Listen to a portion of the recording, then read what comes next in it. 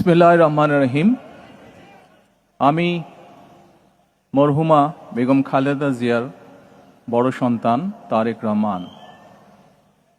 আমি আজকে এখানে উপস্থিত সকল ভাইয়েরা এবং বোনেরা যারা উপস্থিত আছেন, মরহুমা বেগম খালেদা জিয়া জীবিত থাকাকালীন অবস্থায় যদি আপনাদের কারো কাছ থেকে কোনো ঋণ নিয়ে থাকেন, দয়া করে আমার সাথে যোগাযোগ করবেন, আমি সেটি পরিশোধের ব্যবস্থা করব ইনশাআল্লাহ।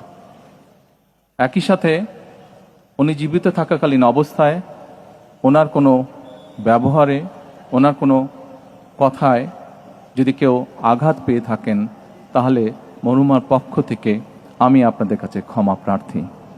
দোয়া করবেন আল্লাহ তাআলা যাতে ওনাকে বেহেশত দান করেন। আসসালামু আলাইকুম। আসসালামু আলাইকুম।